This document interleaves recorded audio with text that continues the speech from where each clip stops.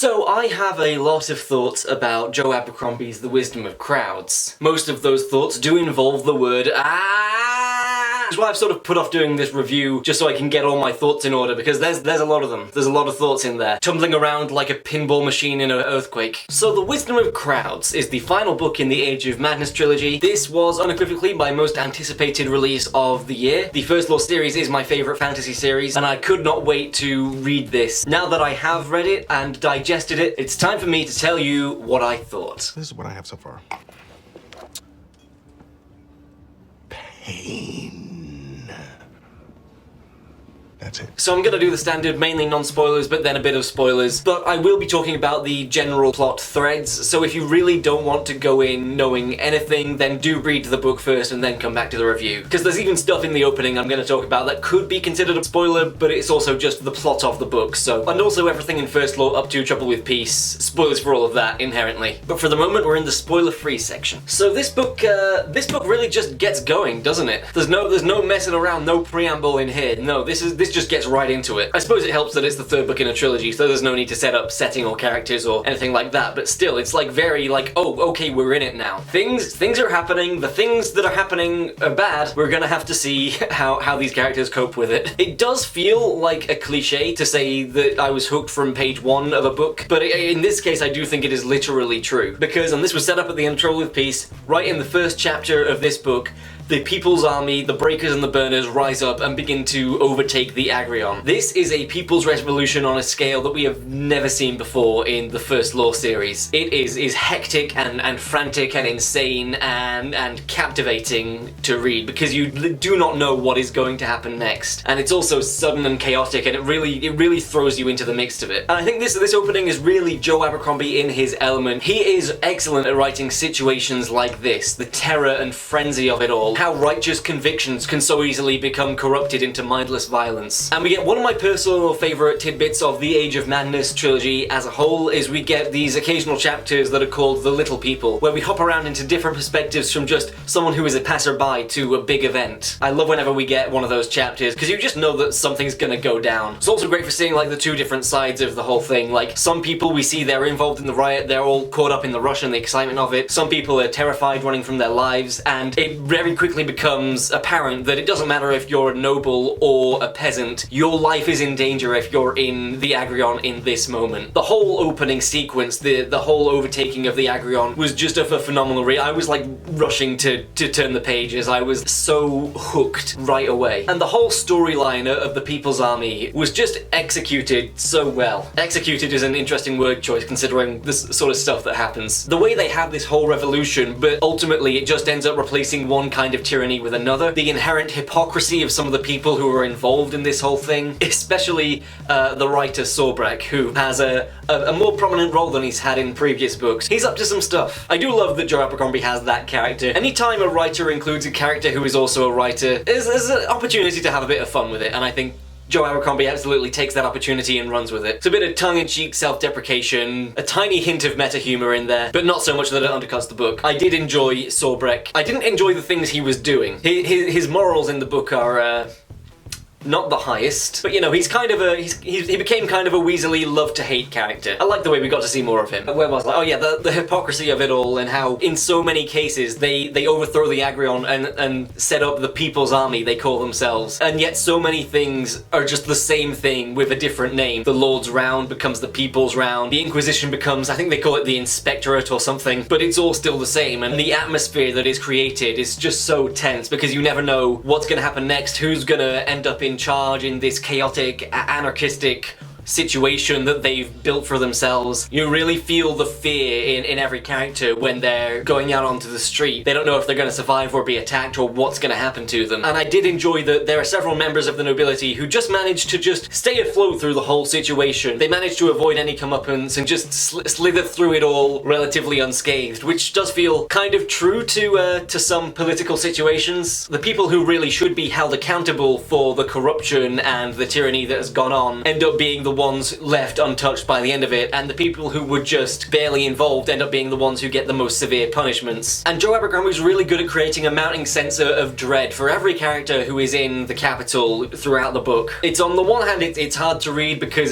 you don't know what harm is going to befall anyone, but at the same time, it's just so captivating and engaging that for the same reason, almost addictive. This book is pearl dust. Love to powder this book and put it in a box and just sniff it occasionally. That was one of the weirdest things I've ever done in a video. But it was just a really addictive read. I couldn't wait to like get an opportunity to sit down and have another session just going through the chapters, seeing what would happen. It really, really did reel me in. Well done, Joe. Another thing that I liked about this book, and this is this book but also the series as a whole, I love that now we're at the 10th book in the First Law series. There's so much history to the world, and not just like pre-written lore, like the Master Maker stuff and all of that, but we've also got like stuff from the original First Law trilogy and even from the Great Leveler trilogy has now become big historical events. Like there's a moment in the Wisdom of Crowds where we revisit the heroes' stone circle, and Shivers is talking about how a great battle was fought there, and you're like, oh yeah, I remember that. I read the book where that battle took place. I really loved stuff like that, and how like the characters in this new series view the events of the First Law trilogy because they took place so long ago. The stuff with Bayaz destroying the Agrion and the Eaters in Last Argument of Kings. People have now begun to view that through an almost skeptical lens, and even though there was like very strong evidence of magic and dark magic at play, it's in the past, you know? Magic ain't a thing anymore.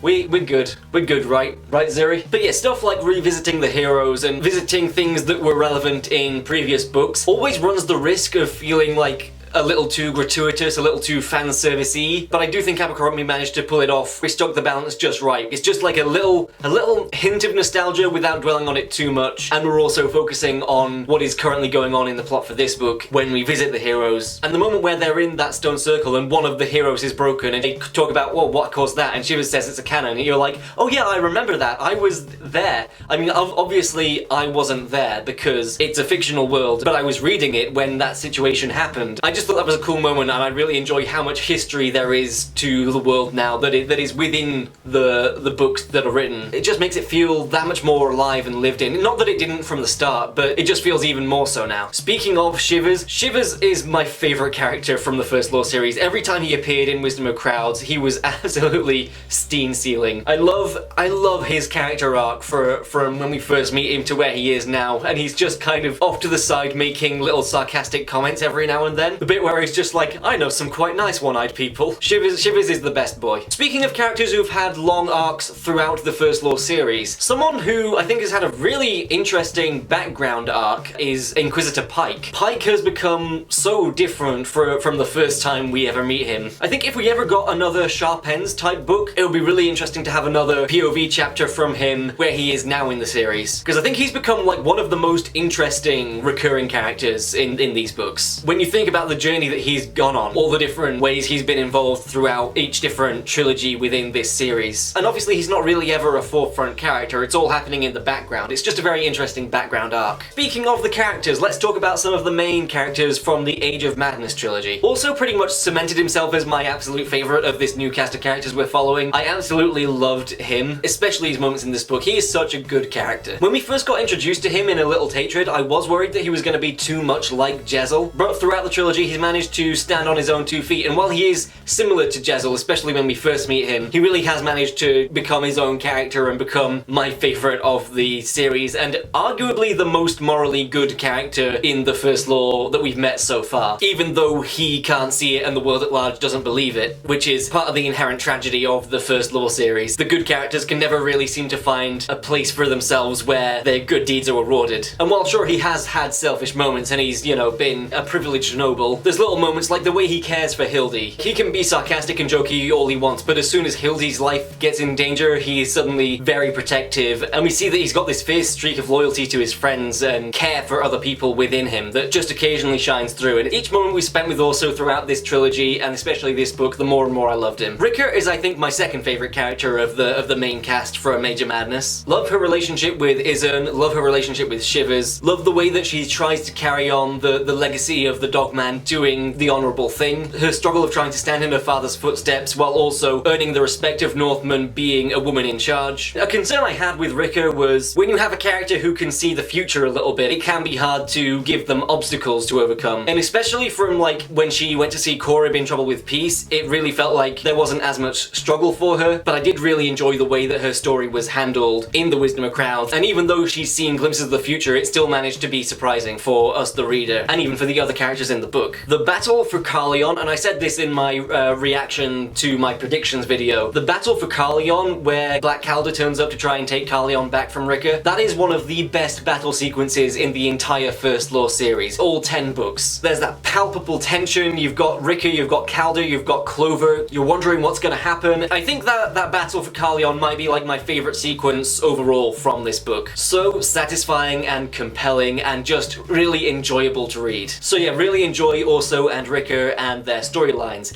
Now to get a little bit more negative. Leo and Savine, while Orso cemented himself as one of my favourite characters, Leo cemented himself as one of the most infuriating fictional characters I have ever read. Never has a fictional man made me make the Arthur fist so much. He really has become Glocta 2.0. Bitter and horrible, but actually he's worse because at least Glocta had the decency to be funny about it. Leo is just so self-absorbed and constantly blaming everyone else for his mistakes. And he has so many chances at redemption, but he keeps throwing them by the wayside, and it is so frustrating to read. And it makes sense for his character, but there are just so many moments with him where you're just like, Leo, why are you like this? In Little Hatred, when we first meet him, I was like, okay, there's a chance he could get better, and then in Trouble with Peace, he starts doing some stuff that's maybe, not too great, but you're like, maybe there's a chance for him to get better. And this, it's like, no, he's gone. Unfortunately, he is just the worst now. That is the role that he has carved out for himself, and he is embodying it wholeheartedly. Savine was very interesting to read as well. Both she and Leo feel like they've made their bed and now they have no choice but to sleep in it. And while Leo doesn't seem to have that many regrets, or if he does have them, he tends to push them to the back of his mind, Savine definitely does dwell in her guilt, but feels like there's nothing she can do to make up for it, which is not entirely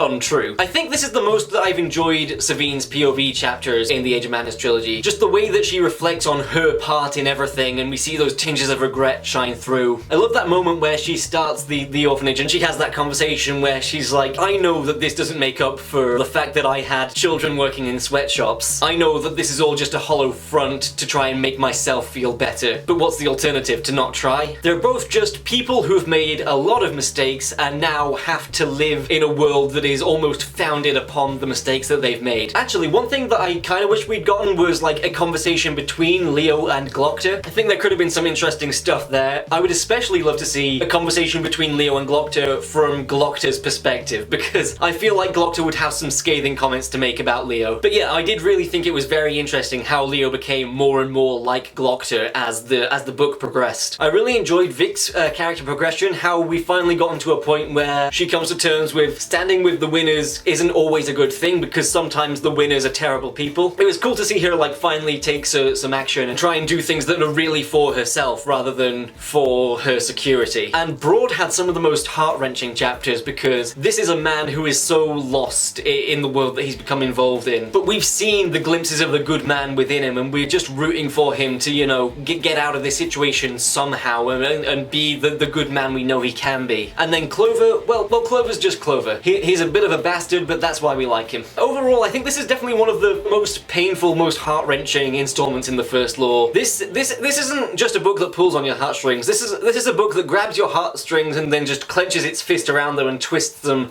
and makes a rope out of them. Just a lot of pain all around. Okay, I think I've gotten as far as I can without spoiling anything, so now I am going to go on into the spoiler section of this review. So if you have not finished The Wisdom of Crowds yet, pause this, come back to it later. I am gonna be talking about some pretty spoiler heavy moments now. Okay, that's your spoiler warning. So speaking of pain, Orso died. One of the most devastating story arcs that I've read, because as I mentioned earlier, earlier in the spoiler-free review, even though he himself and the world at large can't see it, he is arguably one of the most honourable characters within the First Law. And it's just so tragic to see him go through this situation where he ends up being the ultimate victim and ends up falling into Leo's hands and getting executed. And by this point in the trilogy, I had grown to love Orso so much, and I was just reading it in a state of denial, going like, no, please, he's gotta get out. He's gonna get out of this. Even as he was stepping up onto the gallows, I was like, gotta be a way out. Gotta be a way out. He's gonna secret trapdoor. The executioner is Tunney in disguise. He's gonna free him. Oh, but he had so many good moments, especially his denouncement in the Court of the People, where he denounces himself and Glocter and Jezzel and Bayaz. One of my favorite moments from him in the trilogy, and also just the scene of his death. His last words to Leo: "How's the leg?" Much as I am devastated that he didn't make it alive to the end of the book, that was a pretty good send off. I can just imagine the fact that he looked Leo dead in the eye with what I imagine was somewhat of a smirk on his face is going to infuriate Leo for the rest of his life. And anything that causes Leo misery after what he's done in this book, I am all for. Yeah, so Leo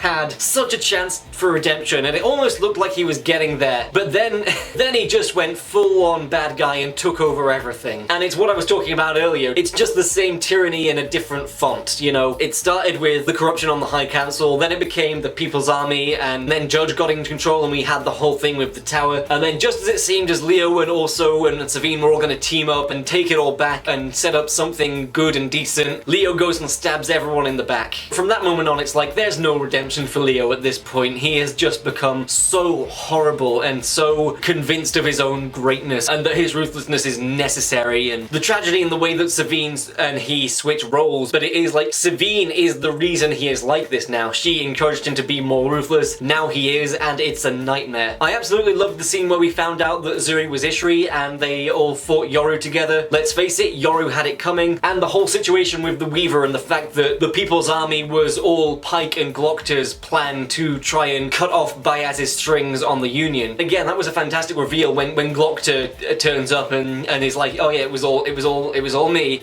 You're welcome. And one of my favorite exchanges of dialogues was, you removed Bayaz so you could become Bayaz. Because it's like, yeah, that is what's happened. The People's Army did cause more destruction than when Bayaz blew up the Agrion. And it just comes back to that whole thing of replacing one kind of tyranny with another, and same thing, different name is just such a running theme throughout this book specifically. And it just left such an impact. I love the way that Rikke's plan all came together, pretending like she was failing to lull Black Calder into a false sense of security, and then just holding nothing back in the battle for Carleon. Once more, I want to reiterate how satisfying that battle sequence was. Especially the moment where that bone guy, I forget what his name was, the guy who's obsessed with bones, his lot of fleeing, and then they run into Korib and the Shanker. You're in that perspective and we see the mist start to come through the forest, and it's just like, oh, I know exactly what's going on here.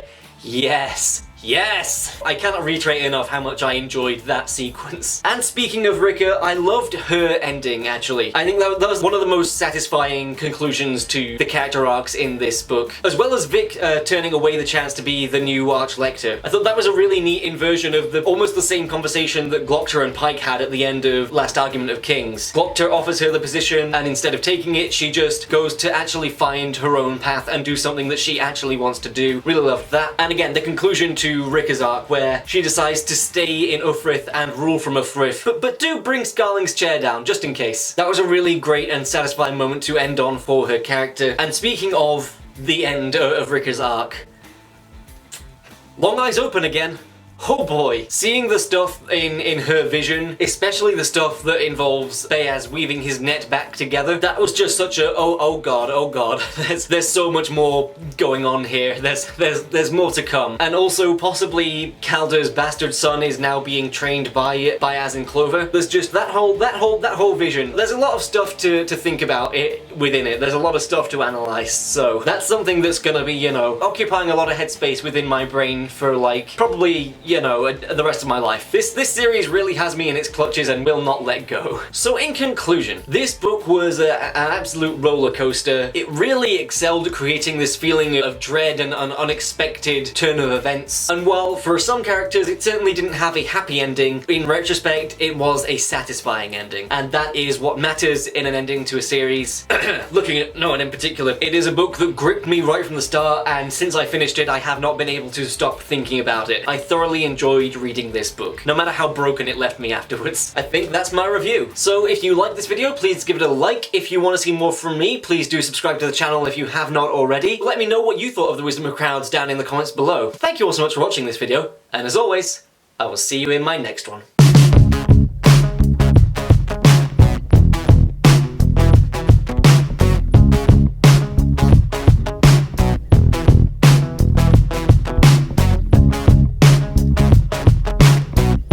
Did you enjoy it? Did you think it was satisfying? Did it leave you emotionally devastated and unable to recover for several days?